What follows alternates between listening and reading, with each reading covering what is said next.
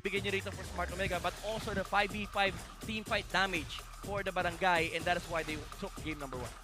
Yeah. Yung multiplier din kasi doon sa Ghost versus no. Parang yun yung downside kapag magkakasama kayo, mas masakit yung pag-ikot ng Ghost versus sa inyong lahat kasi pagsasalu-saluan nyo yun eh.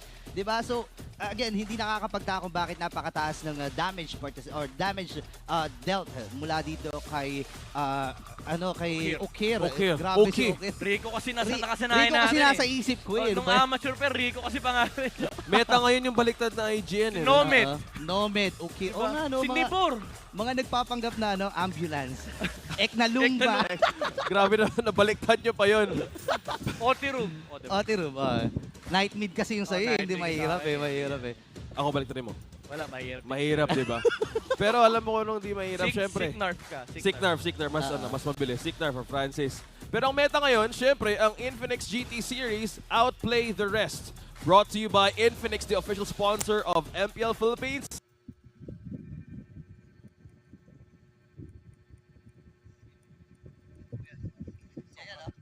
Dapat gumagano'n din ang babae. Nasa iyo pala yung dalawang cellphone. Parang ganda na. Mga marigalor ka. Dandanin mo. Masyadong ginagaling ngayon pag sa'yo. Mamay gumagano Eh kasi, nabipresyo ako, dancer kasi katabi ko eh. Makikita mo si Puri ko nag-i-endorse na gano'n. Gumagano-ganon eh, no? Feeling ko bagay din kasi. Dahil habang nakuha din ng Infinix nyo, available na rin ng high rarity seated skin ni Vixana na Twisted Fairy Tail from March 25 to April 30. Sali na at mag-draw ng event at i-enjoy ang 30% off at first 10 times draw at 50% off sa daily first na one-time draw. Siyempre, pwede nyo rin makuha ang battle emote na I'm the Queen, Elimination Effect, Apple of Doom, at iba pang mga maaangas at malulupit na skins na rin dyan. Kaya sumali lang kayo lahat doon sa draw na yun. Nakuha mo na ba? Hindi pa. Pero paborito ko yung Valentine, yung Vexana. Kaya hindi ko nung love dahil. Wow! Baka naman. Huwag kami burrito. Baka Lahat naman. na pwede mong pagsabihan. Hindi ako naniniwala. Namimigay ito ng diamonds, Matapos by the mo way. endorse ng gano'n. Sa bagay. Tsaka yung mga streamers din, di ba? Shoutout pala sa mga streamers. Kasi nakakuha din ako ng mga diamonds na yung streamers. Oh, yan, tuloy-tuloy niya. Dahil nga, madami nga tayong receivers globally. So shoutout sa mga nag-receive in the Philippines. Kahit saan man kayo sa mundo. Shoutout po sa inyo. Dahil pinag-uusapan nga namin ng diamonds kanina. Aba, pati ikaw. Na nanonood sa amin ngayon sa YouTube ay pwedeng manalo ng 500 diamonds. Ano na paano gawin yun? Yeah. Hashtag lang. Gamitin nyo lang yung hashtag. At dito sa dalawang ko nito, hashtag TNC, hashtag OMG. Hoy, huwag nyo kalimutan yung ID number nyo at saka yung server. Importante yan. Lagay niyo yan kasi pag wala, Sayang din kanina kasi kung yun din ang gusto pag-claim ng Zenith skin mo, yun na lang sana. Pero kanina, habang pinag-usapan nga natin yung mga Dayas, pinapakita natin kung sino ba yung teams na merong most unique picks. And TNC is also siding with Black for this one. You mentioned kanina Metapix and Pocket Picks, lahat ng ka-cheese picks. Yeah, I think, ay pwedeng mamas. I think TNC, Ape Red Blacklist is tied at 31. 34 naman for Smart Omega. Sila actually ang highest. And then, I believe 32 for RC. Yeah. Dami rin pala. Dami. Oo nga, may mga lumabas na nga May mga lumabas na Ford, may lumabas na Louie, lumabas yung Masha, even Gusion, di ba? Madami pa natin Aurora, di ba? Kakalabas lang last week. Ang interesting dito sa Smart Omega, parang lahat ata ng nakita natin strategy dito sa MPL Philippines, kaya nilang gayahin. Kasi nakita na natin before, nag-Nathan Jungle na rin to sila H2. So, alam mo parang kaya nila i-employ yung mga strategy. Ito, technically, itong utility comp, yung 5-man lineup, minanahimos na. Oo nga, no? Di ba? Ito yung non-stop na. Sige, balik-balik lang ha. Ito yung suki. Baka ito yung sagot ng Smart Omega. Hindi bagong barangay, kahit anong barangay. Dok, pahinga, Dok. Parang ganun-ganun lang di ba? Pili ko city na to, hindi na to barangay. Teka lang ha, may papanood po kami sa inyo. Focus your attention on our screens. Kung ano nga ba yung naging journey ni H2. Masasabi ko po na nagtagumpay po ako ngayong season pag nakapasok po kami ng playoffs. Sarili ko po. Inaalay ko po sa sarili ko. Yung season 13, masasabi kong nagtagumpay na ako. Siguro pag nag-champion ako ngayong season, tsaka pag nag-champion ako ng international MSC or M6, yun masasabi ko tagumpay na ako. Talagang pwede na ako mag-retire. Ayun lang gusto ko naman patunayan mag-champion nang di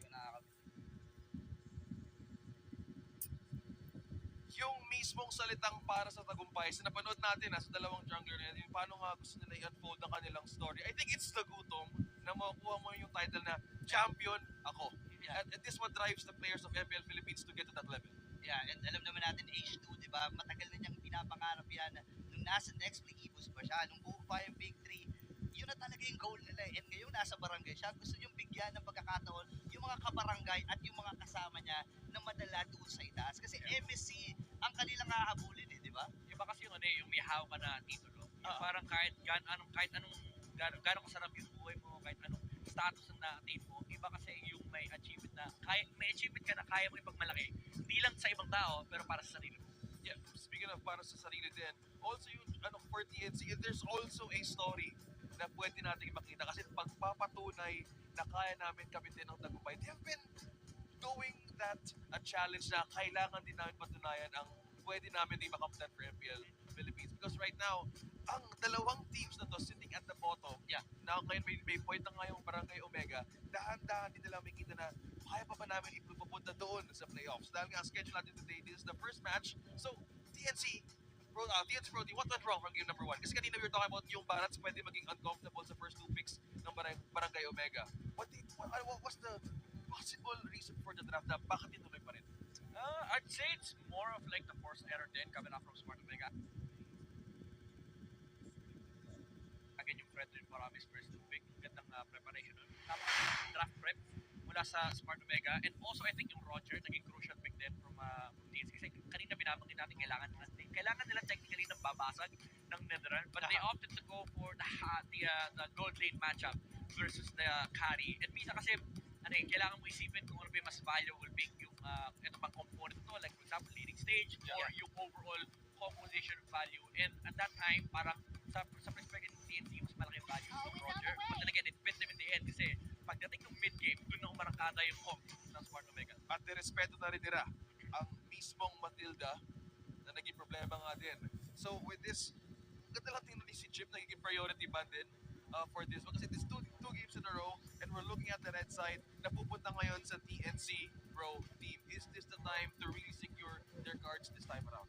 Yeah, for me, maganda to na nasa red side sila. No? Kasi again, sa second phase ng draft, first pick ka and then sa final phasing, ikaw yung pinakahuling mag-pick. So I think, pwede nilang paghandaan if ever man kung ano yung magiging design nila dun sa first 3 picks. May mga pang-counter measure pa sila if ever kasi sila yung last pick. Yeah.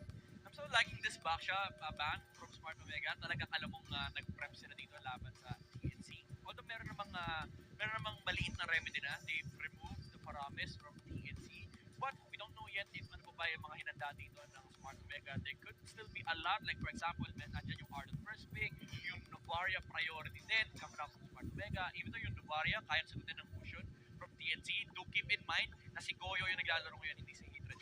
So yung fusion ay malaking question mark pa kasi last time nakita natin yung fusion from TNC was Hatred playing on the roster. Now, they did remove the Lilia, so wala na yung mga pang-guest dito ng TNC. But Smart Omega, they go for the highest contested roamer dito sa slot na to sa first pick, which is the Minotaur. Yung ang baka ng MPL Philippines. Talagang effective sa lahat ng pwedeng mag-invade at pwedeng magkaroon ng mga teamfights. Pwede actually harangan ng pwedeng lumapit sa'yo.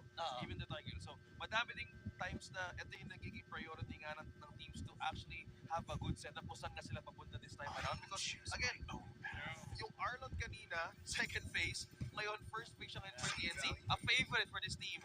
And as well as the Frederick. Kasi kanina, pinano nga yung backshots. I think it's a good time for this team na para makuha yung Frederick na to. At saka iba rin kapag meron kang Arnold sa yung lineup, no?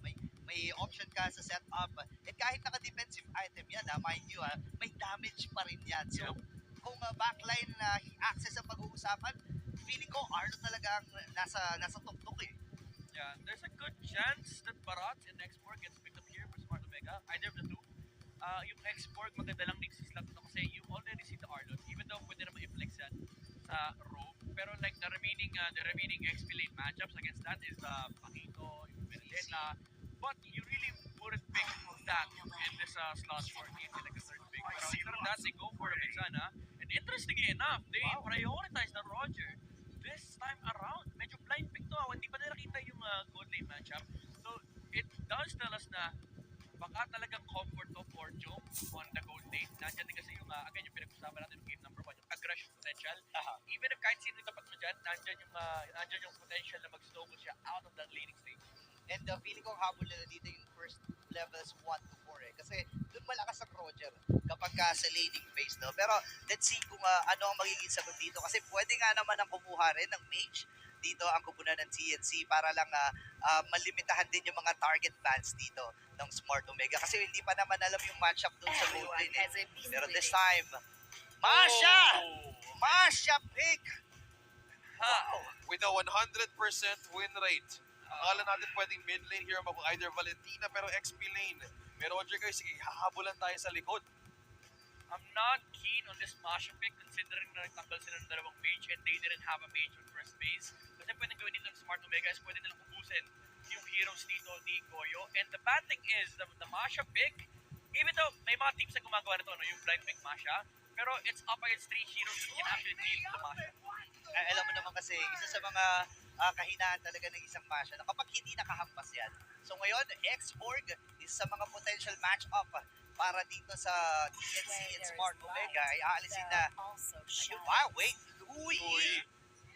Kasi nga, hindi pa nga na ako na mid lane. So parang, sabi nga ni Midnight, it's connected to what he's trying to say na parang pwede pa itong slowly tanggalin lahat ng available option for the mid lane. Yeah, and also yung Arlot Louis na nakikita natin mula sa Onyx Philippines, it's really a deadly combo pagdating sa overall macro gameplay. And also yung touch, super insane kasi hindi mo alam saan manggagaling yung final slash. But now, okay, TNC, they did remove the Ruby para at least bawas yung crowd control ng TNC. They're expecting that they also play the Ruby XP on the side of Smart Omega. Kasi given na yung roam rule eh, nandiyan yung Minotaur. So, I think they're eyeing at getting the CC here for TNC kaya nila tananggal yung Ruby para at least better XP lane matchup. But even then, kapag kinuha nila yung CC rito, may mga existing pa na nagpakito kaya tumapan sa isang CC. And again, also yung Benedetta, ni Ryota.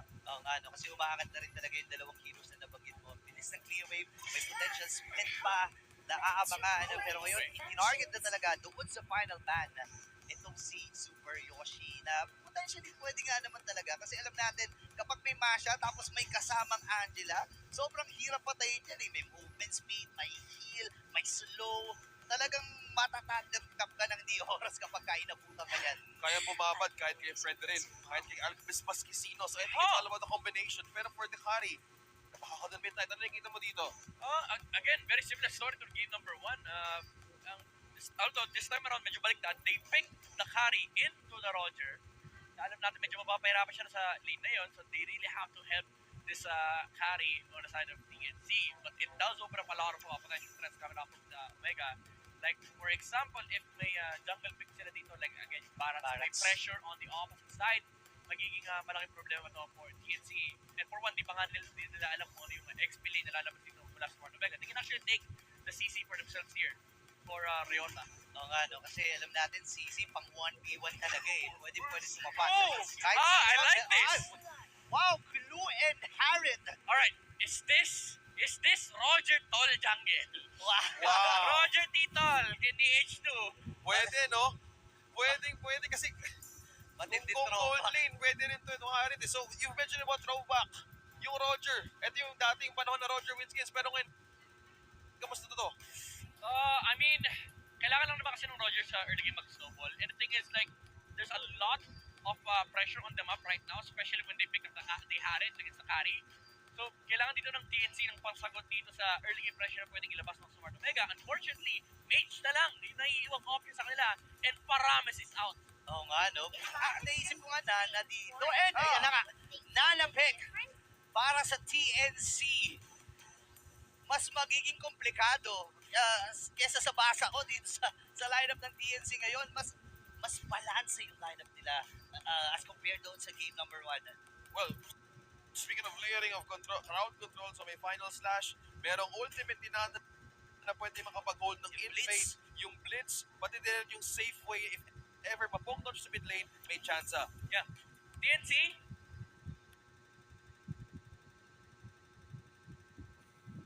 pag din yung late game, sure, nakakatakot yung lineup nila. Kahit sino, kaya nilang one-hitin. But the thing is, you have to survive this early game onslaught from Omega. There's a Harit, there's a Roger, and there's a Gloom with the Minotaur on their composition. Early game is a threat for TNC. Wala, isang malaking throwback din kay Atoy Ardo eh. Naalala ko yung mga glue ni Atoy Ardo noong mga panahon eh. So ngayon, makikita natin matchup against this Arlot. Well, kung titignan mo, parehas malikod. Pero parang, let's see kasi yung pinaka-worry ko lang dito, kung paano po yung pwesto, kung paano yung magandang position ng carry. Kasi for sure, siya talaga yung titignan dito. I mean, realistically speaking, sabihin ko na sa inyo, ang hirap pumesto for side of PNC dito sa game na to. That's why I so love this Gloom pick kasi it's a good matchup against the Arlot. Historically speaking, naging maganda ring matchup to versus the Brethren, and it's so hard to play carry against Gloom. Well, dito natin malalaman kung anong nga ba ang pwedeng kapalaran ng Barangay Omega or TNC. Pero ngayon, Smart Omega is at match point. Game number 2. So, nisimulan nila ang laban against TNC. But now we're looking at the orange din ng TNC. So, mostly we're looking at the objectives of the priority and anything that stands out. Pero baka may teamfight kagad ang magharap Yan yung dito. mga poke. Pero ngayon si Atoy R, kagad ang naduguan ng TNC. First blood, Parihens. Good initiation coming out from the TNC. Didn't expect the Ryota Tornado overload siya ng numbers. And that is a kill on the side of TNC. And medyo malaking medyo malaking dagok sa early game ng Smart Omega. Kasi again, sila yung naghahanap dito ng early game snowball. But if ma-shutdown ng TNC, yung Glue, malilimitahan nila yung kayang ilagay ng Omega pagdating sa mid-game. Kung XP lane nga ang pwede maging target para mabawasan nga yung konting power spike sa team fighting capability ng Barangay Omega. So slowly, kailangan ng TNC Pro Team magkaroon ng checklist. Kailangan nila ng mostly time and window para makapunta doon sa mid-range game. Pero matitignan natin, pero Ryota and Heads in the EXP lane, ito yung nagiging focus eh. Pwede ito maging pattern dahil nga ang pressure ata lang gusto ibigay is with Heads and Ryota. Dahil yun yung magbabago mismo ng game, ng team fighting capability nila po dito eh. Okay, tsaka sobrang crucial nito. May potential pa nga hindi mag-level 4 si Atoy R para doon sa unang surge ng ating game heads. Papasok pa sa likod. Ukir, hindi tumama yung deadly grasp.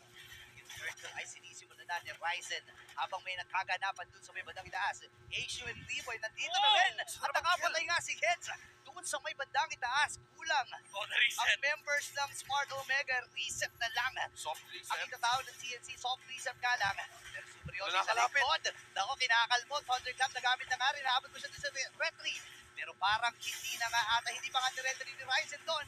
Knock-off is there. Habang mamamatay na si Heads sa pagkakataon na ito. 2-1 ang ating scoop. Hindi nakalapit sa H2O but yung knock-up mismo nagkaroon ng pagkakataon para makuha ng konting trade and that was a kill for Barangay Omega. Slowly, ito yung nagiging problema mo kung harap mo yung Masha. Yung Super Yoshi in the front lines, nagiging matinding problema. Slowly becoming a menace sa front line. He's definitely gonna be dealing a lot of damage pagdating sa late game. And also, I don't want to point out, ang ganda nung play ni Headstone mula sa X-Blade, transitioning towards the turtle. He did misplay the last part of that engagement though, kaya nakakuha ng kill Smart Omega. But he's doing a fantastic job of controlling kung naman yung mid-game tempo na pwede lumabas dito mula sa Smart Omega. Grabe, agawan kagad. Isipin mo, ang Lito Wanderer lang binabantayan ng magkakabilang position 4 at position 5. Ganun ka-importante every single objective na dadaanan ng magkabilang pupunan nito. Napag-usapan nga natin about sa power spike and TNC. Pagdating sa late game, kailangan nilang ingatan or ng Omega na ingatan ng TNC. Kaya kailangan nilang maka-early dito. Lalo't ang daming late game insurance para sa TNC. Yasuo is on level 6, yung Kari ng TNC as well. Against with this matchup, nagkaroon ng konting mga kalamangan. I think it's all about the damage na pwede nilang ibigay. Katulad nito yung wave clear ng isang Harith early game, beneficial in the gold lane na pwede mong ma-push mismo sa depensa ang Kari. Pero ginagamit din ng TNC ito para makakuha ng isang pick-off. Ay, Ribo kagad ang namatay. Naibagsak doon si EG Boy pero hindi sapat para mailigtas si Ribo.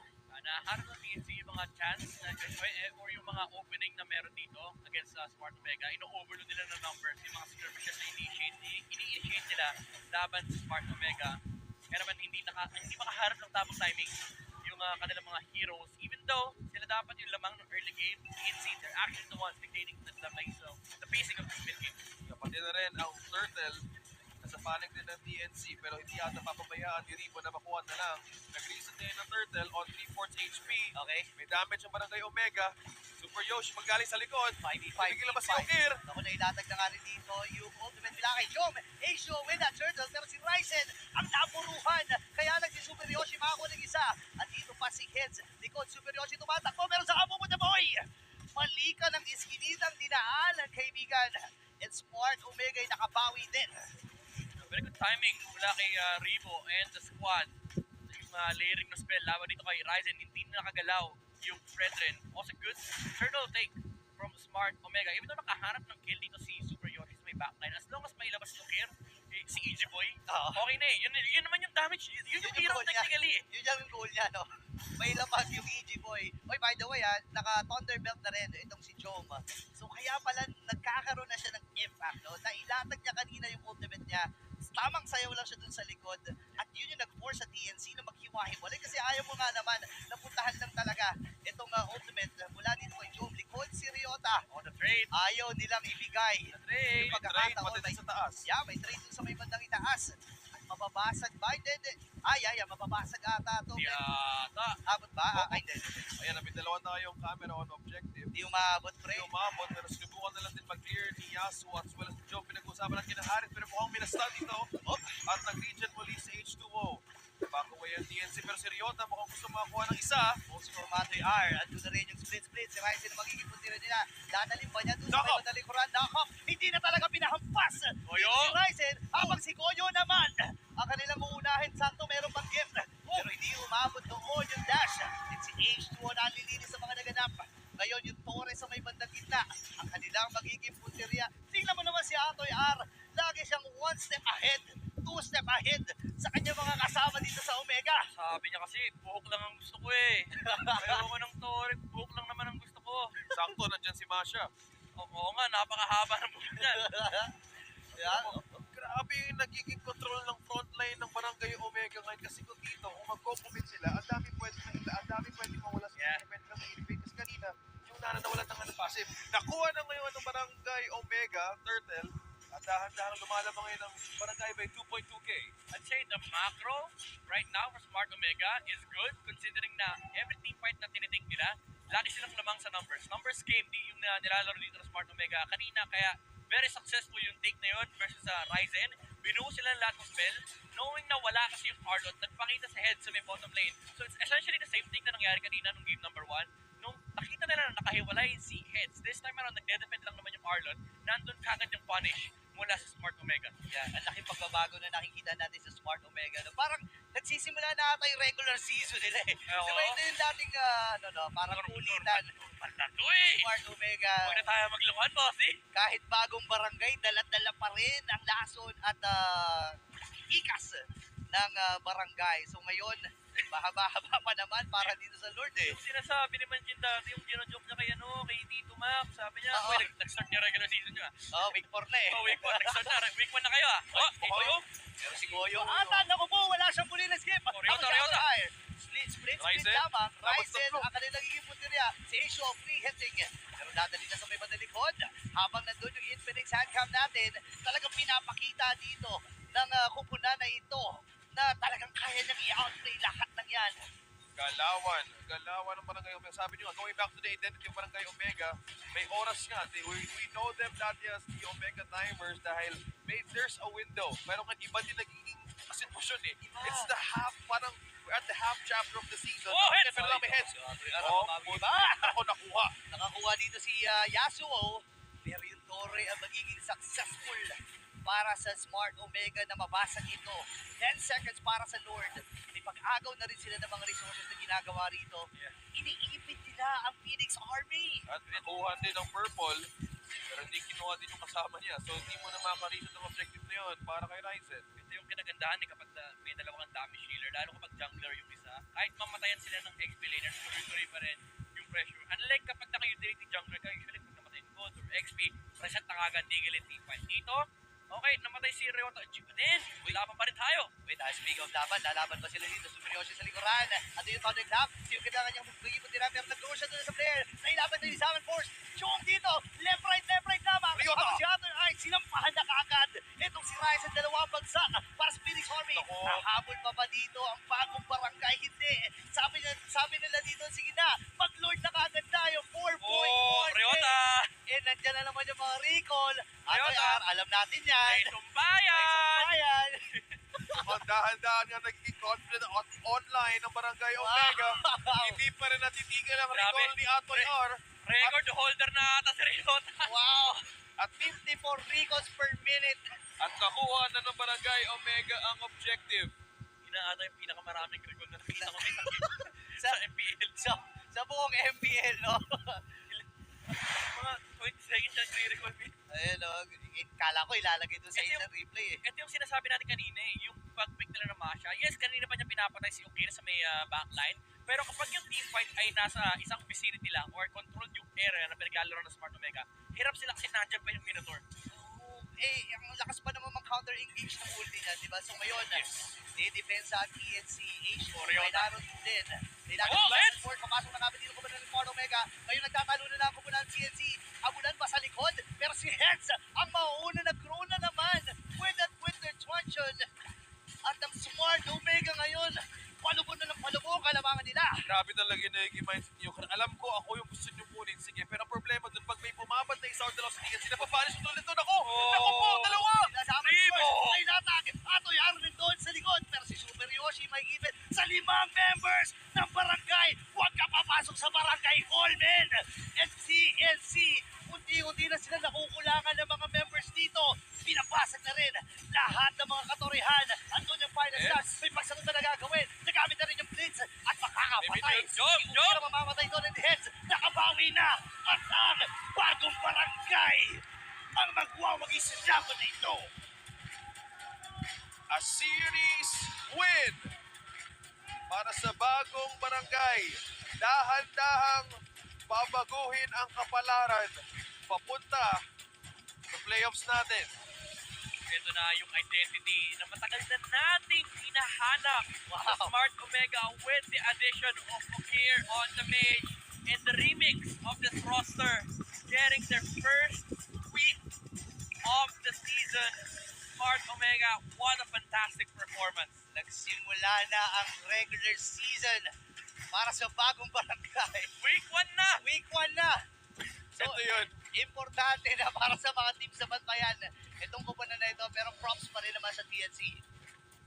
There was a slither of chance na pwedeng mabawi kasi the window kanina, pinag-usapan niyo yung composition.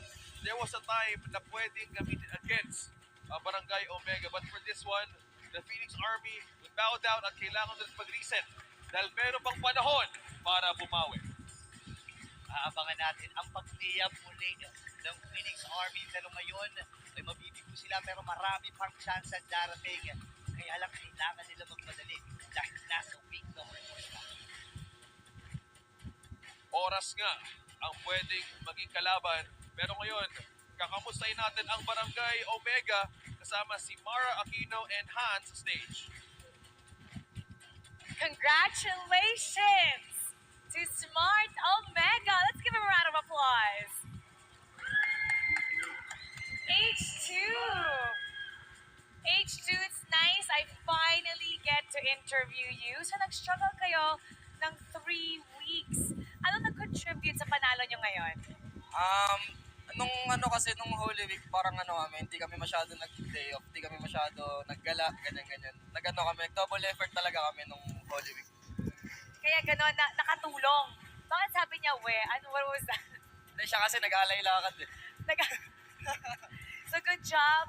Really happy na umaakit kayo ng kahit konti in terms of points. Hindi lang yun. Kasi ito yung unang panalo nila this season. So, I'm sure that it means a lot to this team. And especially sa kanilang should I say, bagong luma. Welcome back to MPL, Ukir. Welcome back! Welcome back! It is so Gano'ng nice to katagal ka see you. nawala? Di ba nandito ka dati? Opo. Gano'ng katagal ka nawala? 2 seasons din po. 2 seasons dahil sa TNC siya naglaro dati.